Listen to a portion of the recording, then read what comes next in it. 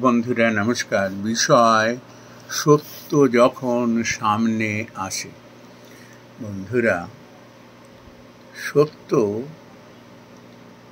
একটা মানুষকে না চিনিয়ে দেয়। এটি যখন সামনে আসে, একটা মানুষের চিত্র আমাদের সামনে ফুটে ওঠে। বন্ধুরা, একটা মানুষ কখন চেনা যায় জানেন? ঠিক একটা চরম মুহূর্তে। এটি খুব বেশি করে চিনতে পারা যায় কোথায় জানেন? প্রশাসনিক দপ্তরে, আদালতে, পুলিশ স্টেশনে। মানুষ যাদের কোনো নৈতিক চরিত্রের উপরে আস্থা নেই, কি হারে যে তারা মিথ্যে কথা বলে, একেবারে রাতকে দিন, দিনকে রাত করে ফেলার চেষ্টা করে। কিন্তু সত্যানুসন্ধানী মানুষ যারা দায়িত্বে থাকেন সত্যকে বিচার করবার জন্য, তারা ঠিক ধরে ফেলেন। আর এই সত্যকে চাপা দেওয়ার জন্য যে কত রকমের নাটক, একটা মিথ্যে ঢাকতে গিয়ে একের পর এক মিথ্যে কথা বলে যায়, আর বাদ বিচার করে না, আর সেই জালেই এরা পেঁচিয়ে যায়। কিন্তু বন্ধুরা, দেখবেন যারা সত্যনিষ্ঠ মানুষ না, তারা মনে করেন এরকম একটা ইংরেজিতে প্রচলিত কথা আছে না, টু এর ইজ হিউম্যান। মানুষেরই তো ভুল হয়। তারা সেটিকে মাথায় রেখে একটা ভুলকে চাপা দিতে গিয়ে হাজার ভুল করে আর পাপের মধ্যে তারা যেতে চায় না, সত্যকে কবুল করে নেয়। সে যত বড়ই শাস্তি তার মাথার উপরে নেমে আসুক না কেন।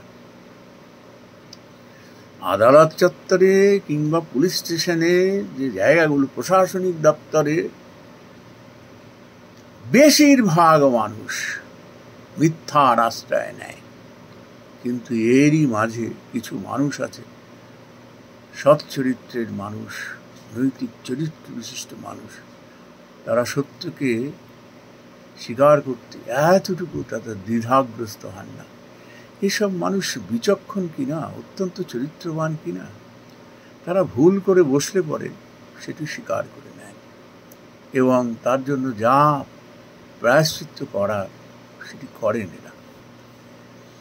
আমি এক অবসরপ্রাপ্ত বিচারপতির সঙ্গে কথা বলছিলাম, তো একটা লেখার সূত্র ধরে আর কি। তো তিনি এরকম বলেছিলেন যে আদালত চত্বরে না আমরা বুঝতে পারি কে সত্য কে মিথ্যে বলছে না, তার চোখ মুখ দেখলে বোঝা যায়। কে তোতা পাখির মতো শিখে এসে কথা বলছে উকিলের নির্দেশ অনুসারে, আমরা বুঝতে পারি তা। আর কে সত্য বলছে তাও বুঝতে পারি।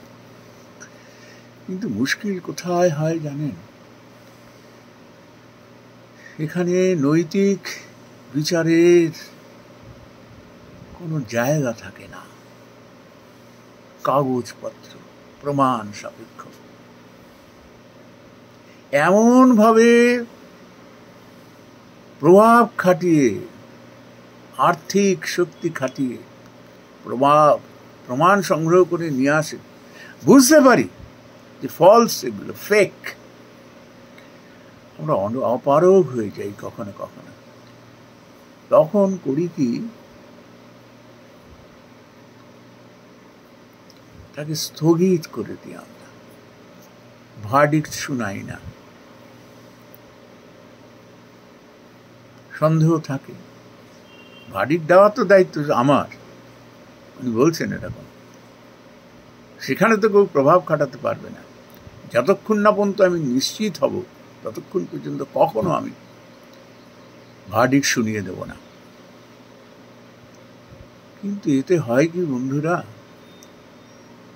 একটা মানুষ জেলে পৌঁছতে পৌঁছতে না তার মূল্যবান সময় হারিয়ে যায়। তার জীবনে যে কি চরম দুর্দশা নেমে আসে তার ফ্যামিলির বুকে।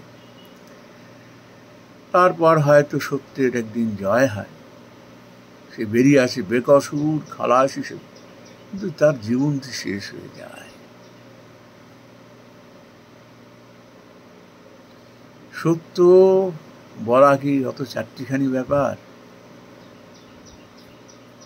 এই আজকাল আমরা দেখি না এই রাজনৈতিক নেতা মন্ত্রীরা কি হারে মিথ্যে কথা বলছে। এক শ্রেণীর এই নেতা মন্ত্রী কি হারে মিথ্যে কথা বলছে, কি হারে অসত্য ভাষণ দিচ্ছে। তারপর যেই নাকি চাপে পড়ে যায়, দুধ জল যখন পরিষ্কার হয়ে যায় তখন এসে ক্ষমা চায়। সেও আবার কি অনুতাপ নিয়ে নয়, অনুতপ্ত হয়ে নয়, নিজেকে বাঁচাতে। কিরকম না আমি এটা বলিনি, আমি ওটা বলেছি, জনগণ ভুল বুঝেছে, ভুল ব্যাখ্যা করা হয়েছে, তবুও স্বীকার করবে না। এটা খুব চালাক। কিন্তু তখন যদি স্বীকার করে নেয় না, ওর কিন্তু ইমেজটা পরিষ্কার হয়ে যায়। তা করে না, পাপী লোক না, ওই মিথ্যাকে ঢাকতে গিয়ে একের পর এক মিথ্যা বলে যায়। আরে জনগণ তো সব বুঝতে পারে, তার চরিত্রটা আরো খোলসা হয়ে যায়। তখন এরা মূর্খ, তাই এটি করে। এই আগের দিনে কিন্তু এই নেতা মন্ত্রীদের মধ্যে এই ধরনের একটা প্রবণতা ছিল না। তখন তো আর এই সোশ্যাল মিডিয়া ছিল না। খবরের কাগজে তারা বিবৃতি দিতেন যে আমার ভুল হয়েছে, আমি বিনা শর্তে আমি ক্ষমা প্রার্থনা করছি। আবার কেউ রেজিগনেশন পর্যন্ত দিয়ে দেন পদ থেকে। আর এখন আসল কথা, শিক্ষা দীক্ষা যোগ্যতা তো দেখতে হবে এদের। এই জন্য বন্ধুরা, মানুষকে একটা প্রপার্টি থেকেই চেনা যায় কি ধরনের মানুষ। যে মিথ্যার আশ্রয় নেই সে কখনো ভালো হতে পারে না। খুব সাবধান, এদের থেকে দূরে থাকা ভালো। নমস্কার বন্ধুরা।